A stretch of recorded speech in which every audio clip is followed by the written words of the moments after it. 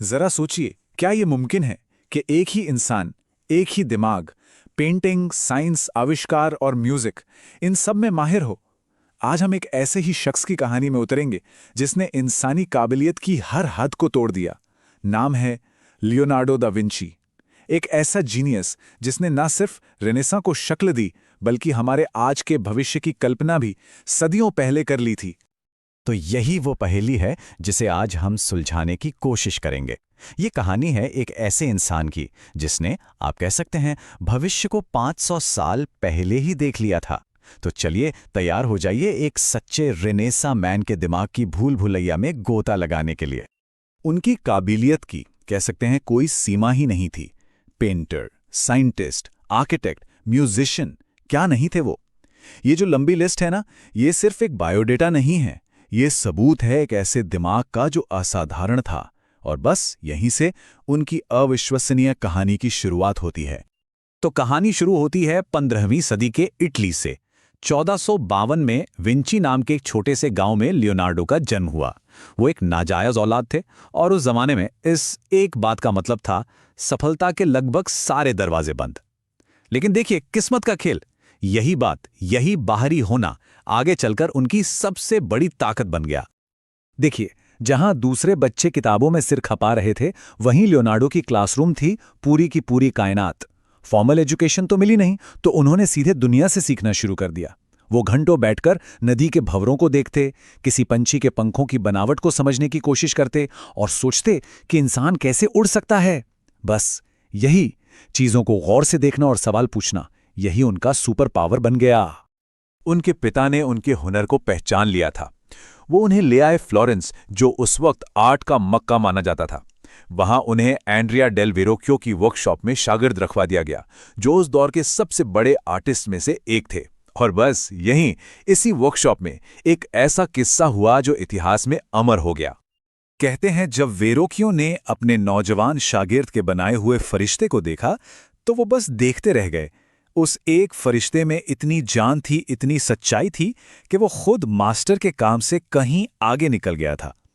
अपने ही छात्र की ऐसी प्रतिभा देखकर वो इतने हैरान और शायद थोड़े शर्मिंदा हुए कि उन्होंने ऐलान कर दिया कि वो अब दोबारा कभी ब्रश नहीं उठाएंगे। फ्लोरेंस ने लियोनार्डो को एक बेहतरीन कलाकार तो बना दिया, पर उनके सपनों के लिए अब यह शहर छोटा पड़ रहा था। उनकी भूख सिर्फ पेंटिंग तक सीमित नहीं थी। उन्हें तलाश थी एक ऐसे संरक्षक की जो न सिर्फ उनकी कला को सराहे, बल्कि उनके जबरदस्त साइंटिफिक और इंजीनियरिंग आइडियाज को भी उड़ान दे सके। तो उन्होंने एक ऐसा कदम उठाया जो बहुत ही हिम्मत वाला और अजीब था।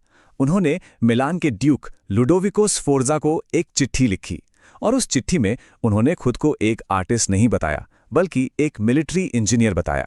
उन्होंने 10 तरह की खतरनाक युद्ध मशीनों की लिस्ट दी जो वो बना सकते थे, और आखिर में बस एक छोटी सी लाइन जोड़ दी कि हाँ, शांति के समय में मैं थोड़ी बहुत पेंटिंग भी कर लेता हूं। ये एक जबरदस्त स्ट्रैटेजिक मूव था।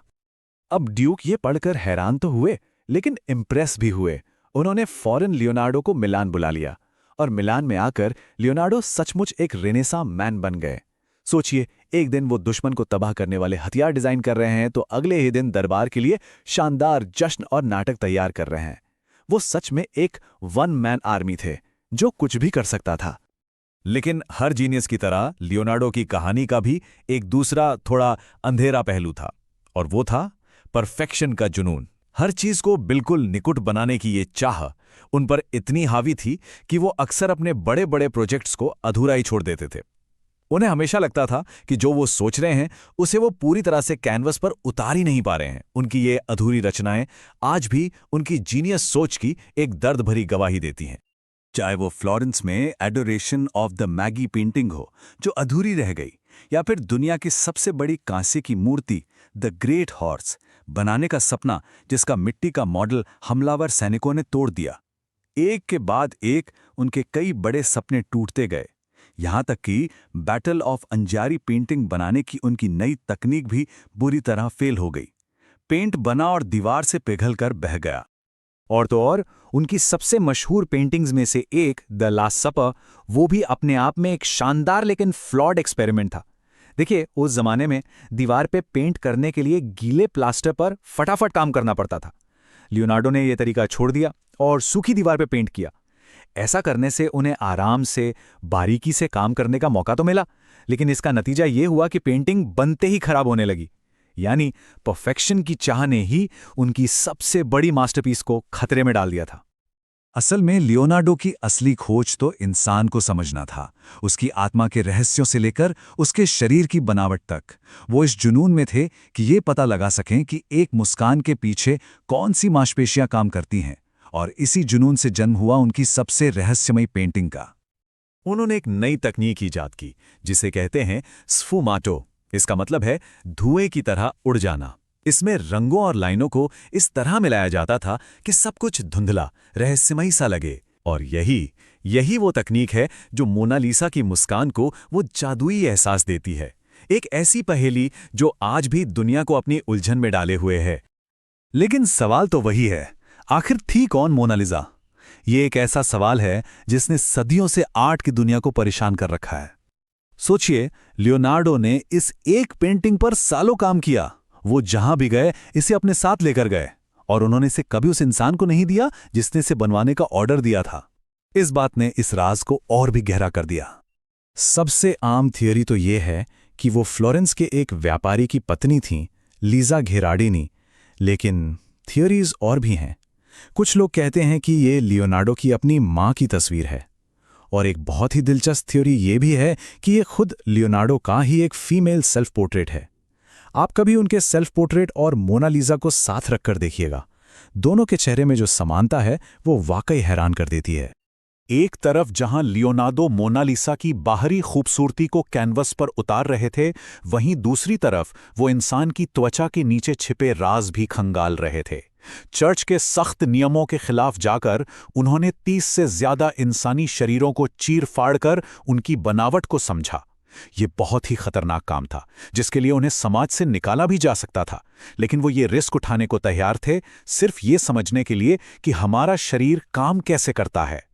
ज्ञान के लिए उनकी ये भूख सिर्फ आर्ट के लिए नहीं थी, ये तो समझने की एक कभी ना खत्म होने वाली प्यास थी। उनकी मशहूर ड्राइंग द विट्रुवियन मैन इसी सोच का सबसे बड़ा सबूत है। ये वो पॉइंट है जहां आर्ट और साइंस आकर एक हो जाते हैं। ये ड्राइंग दिखाती है कि कैसे इंसान के शरीर का जो परफेक्ट हिसाब किताब है, वही हिसाब किताब पूरे ब्रह्मांड का भी है। अपनी जिंदगी के आखिरी सालों में लियोनार्डो इटली की पॉलिटिक्स से थक चुके थे। तब उन्हें फ्रांस के युवा राजा फ्रांसिस प्रथम ने अपने देश आने का न्योता दिया, जिसे उन्होंने स्वीकार कर लिया। राजा उनके काम के इतने बड़े फैन थे कि वो सिर्फ उनके मेजबान नहीं, बल्कि उनके दोस्त, उनके राजदार और एक तरह से उनके स्टूडेंट भी बन गए। लियोनार्डो की विरासत उनकी पेंटिंग से कहीं कहीं ज्यादा बड़ी है। उनकी जिंदगी हमें जीने का एक तरीका सिखाती है कि अपने अंदर एक बच्चे जैसी जिज्ञासा को हमेशा जिंदा रखो। हमेशा सवाल पूछो, क्यों? चीजों को सिर्फ देखो मत, उन्हें गौर से देखो, समझो। आर्ट और साइंस को अलग अलग मत देखो, उनके बीच का कनेक्शन ढूंढो। और सबसे जरूरी बात, नए नए एक्सपेरिमेंट करने से, फेल होने से और फिर से कोशिश करने से कभी मत डरो। लियोनार्डो के जाने के बाद हजारों पन्नों की उनकी नोटबुकें इधर उधर बिखर गईं, और सदियों तक दुनिया उनके साइंटिफिक जीनियस को लगभग भूल ही गई। जब सदियों बाद वो नोटबुकें मिलीं तो दुनिया हैरान रह गई। उनमें हेलीकॉप्टर, टैंक, यहां तक कि स्कूबा डाइविंग सूट तक के डिजाइन थे। अब बस एक सवाल ही मन में रह जाता है, जरा सोचिए, अगर उनकी ये सारी खोजें, ये सारा ज्ञान उसी वक्त दुनिया के सामने आ गया होता, तो आज हमारी ये दुनिया कैसी